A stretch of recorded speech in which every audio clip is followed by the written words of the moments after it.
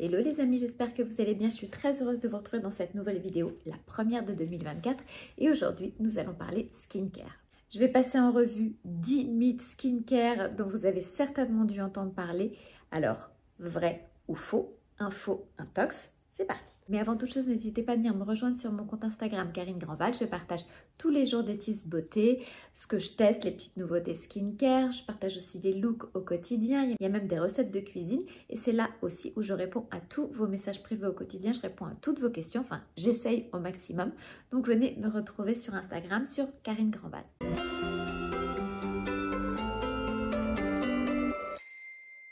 Et revenons à nos moutons et parlons de ces fameux 10 mythes skincare dont vous avez certainement dû entendre parler. On commence avec le numéro 1 tout de suite.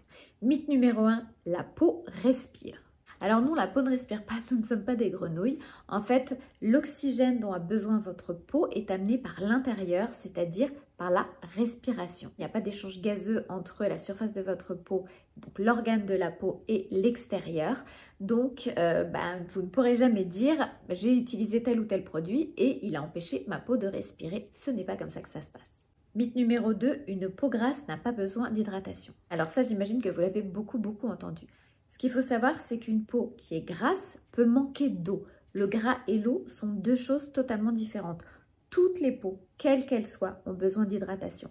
Après, on ne va pas hydrater avec le même type de produit une peau grasse et une peau sèche. C'est là-dessus que se fera la différence. Une peau sèche nécessitera des hydratants plus des émollients, des choses un petit peu plus en lipides, un petit peu plus grasses.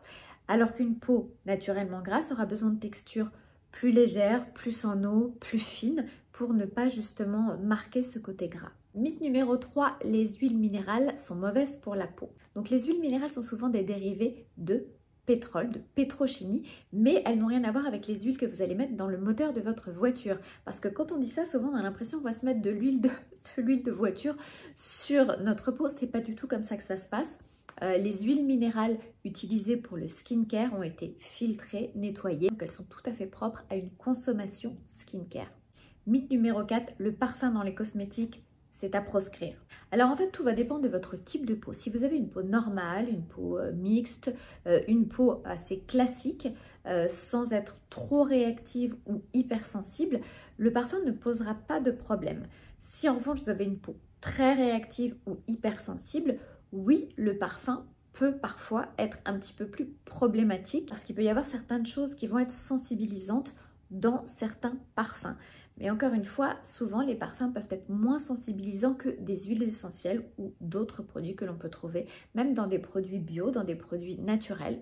Donc là, c'est vraiment à vous de voir. Moi, j'utilise des produits avec parfum et je dois dire que ma peau étant normale, je n'ai jamais eu le moindre problème. Mythe numéro 5. Le skincare naturel, c'est forcément mieux pour ma peau. Alors là, on rentre dans l'espèce de guéguerre entre le skincare naturel ou le skincare conventionnel qui pour moi n'a pas lieu d'être. Dire que le skincare totalement naturel est forcément mieux pour ma peau n'est pas toujours vrai. Pourquoi? Parce que dans le skincare naturel, on a souvent des ingrédients qui peuvent être comme des huiles essentielles, certains composés qui peuvent être allergisants, qui peuvent être irritants beaucoup plus que ne peuvent l'être certaines molécules de synthèse. On a aussi quelquefois un problème d'efficacité. Certaines molécules naturelles forcément seront moins efficaces que certaines molécules de synthèse. Et il faut savoir qu'aujourd'hui, la réglementation est suffisamment bien faite. La réglementation en France et en Europe est la plus forte au monde. Donc, a priori, nous ne courons pas de risque à utiliser des produits conventionnels qui ne seraient pas naturels. Mythe numéro 6, le skincare naturel, c'est forcément mieux pour la planète. Alors là encore, on pense que le fait d'utiliser des produits naturels va être beaucoup plus éco-responsable.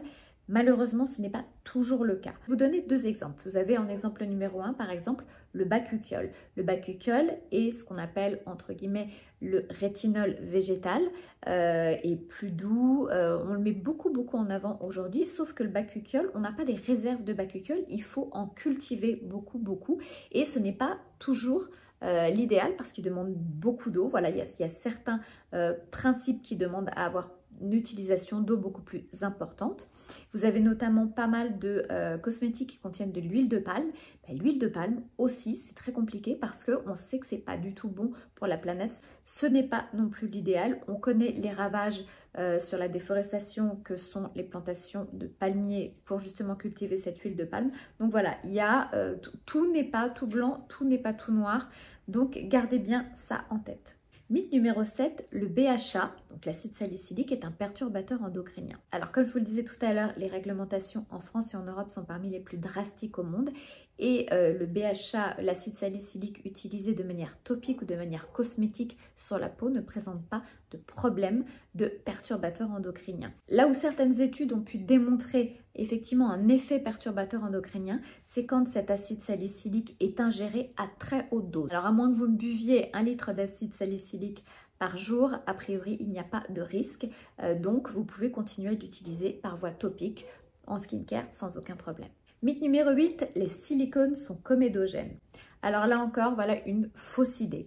Pourquoi? Parce qu'en fait, on dit que les silicones sont comédogènes, ce n'est pas le cas. Les silicones ne sont pas comédogènes dans une formule cosmétique. En fait, les silicones vont au contraire venir aider à alléger des formules qui seraient à la base trop grasses, trop lourdes, dont les galéniques seraient compliquées à intéresser. Les silicones vont justement venir apporter ce plus de légèreté, ce côté plus aérien, plus agréable à utiliser. Donc non, les silicones ne sont pas comédogènes.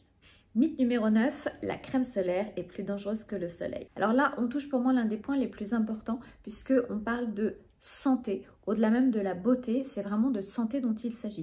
Je vais vous raconter une petite anecdote. J'ai ma cousine qui est venue passer le réveillon de Noël avec nous et qui m'expliquait qu'elle a, elle, un carcinome, qu'elle a eu du mal à se faire enlever dans le cuir chevelu, zone qu'elle ne protégeait jamais. Ma maman, qui était hôtesse de l'air, a eu aussi un carcinome, donc une petite tumeur cancéreuse juste là sur le coin du nez. Elle s'exposait au soleil et c'était une époque où on mettait moins de crème solaire qu'aujourd'hui. Donc oui, autour de vous, aujourd'hui, vous avez des tas de gens qui vont développer des cancers qui seront plus ou moins graves, des cancers de la peau liés à l'exposition solaire de plus en plus. Il y a une recrudescence de dingue du nombre de cancers de la peau liés à l'exposition solaire.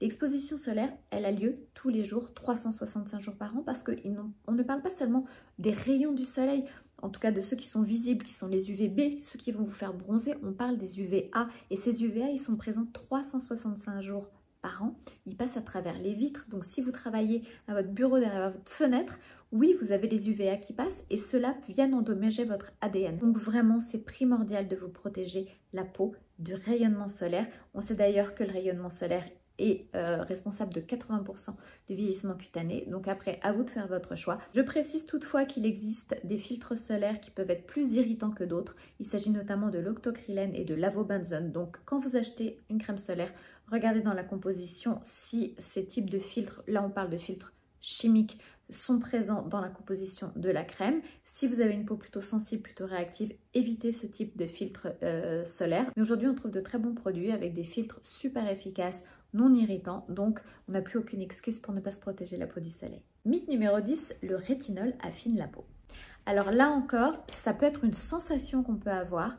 En fait, le rétinol n'affine pas la peau. Et c'est même le contraire qui va se passer. Alors, je ne sais pas si vous savez comment se passe la peau. En fait, vous avez l'épiderme qui est vraiment la surface que vous voyez. Vous avez le derme qui est juste en dessous, qui est l'espèce de petit soutien, le petit matelas. Et en dessous, vous avez l'hypoderme où se trouve la graisse et tout le reste. Et en fait, ce qui va se passer, c'est que le rétinol, au contraire, va venir épaissir le derme, c'est-à-dire relancer la production, parce que c'est dans ce derme que se trouve le collagène, les fibroblastes, l'élastine, donc va venir relancer cette production. Donc en fait, la couche du derme, qui est juste sous l'épiderme, va être, elle, épaissie. Là où, comme en fait le rétinol a un effet aussi un peu exfoliant, vous allez avoir l'impression que votre épiderme est affiné, mais en fait c'est tout le contraire. C'est vraiment une question de sensation, c'est juste que vous aurez moins de peau morte, moins de cornée aussi, tout ce genre de choses, mais en revanche non, votre peau ne sera pas affinée, donc oui, vous pouvez utiliser des rétinols. Et après ces 10 mythes, j'en rajoute un petit 11e juste pour la route pour se faire plaisir. Mythe numéro 11, les gommages à grains sont plus efficaces pour exfolier. Là, on est vraiment sur une grosse intox. Aujourd'hui, il existe beaucoup de types d'exfoliants chimiques ou enzymatiques, c'est-à-dire que vous allez appliquer sur votre peau et qui vont faire le job tout seul en venant grignoter les cellules mortes sans endommager votre barrière cutanée, sans créer de micro-lésions. Parce que quel est le problème avec ces gommages à grains? C'est qu'en fait, vous avez des petits grains qui peuvent être un petit peu coupants et vous allez en fait frotter comme si vous frottiez votre peau avec des grains de sable. Qu'est-ce qui se passe concrètement? En fait, vous allez faire des micro-rayures sur votre peau qui peuvent faire des micro-lésions, des micro-coupures que vous n'allez pas voir. Qu'est-ce qui se passe quand vous avez une lésion? En fait, vous avez une cicatrisation. Si vous prenez le soleil, les rayons UV ou quoi que ce soit, cette cicatrisation va engendrer des taches. Donc, à terme, en fait, souvent, les gommages à grains peuvent donner des taches. En tout cas, ils endommagent la barrière cutanée puisqu'ils font une effraction dans cette barrière cutanée. Et qui dit effraction de la barrière cutanée, dit porte ouverte à tout un tas de problèmes de peau. Donc vraiment, moi je suis pour l'exfoliation à 400%. Enfin, si votre peau en a besoin, si votre peau le permet, c'est un très très bon anti-âge parce que ça active le renouvellement cellulaire. Ça, voilà, ça a vraiment des effets qui sont extrêmement intéressants pour la peau si vous les supportez bien. Mais en tout cas, pas sous la forme à grains. Privilégiez, voilà, vous avez différentes concentrations, vous avez des formules qui sont très douces, vous avez de l'acide lactique qui est en plus hydratant, vous avez des BHA si vous avez des problèmes d'imperfection. Voilà, il y a différents types d'acides exfoliants qui sont super. Donc, s'il vous plaît, ne venez pas bousiller votre barrière cutanée et vous créer des taches avec les gommages à grains. Donc voilà, c'est non pas 10 mais 11 mythes skincare que je viens de passer à la moulinette. Comme vous avez pu voir, il y a pas mal d'intox qui circulent. Donc voilà, gardez bien en tête quelles sont les choses vraies, quelles sont les choses fausses. Et surtout, écoutez votre peau.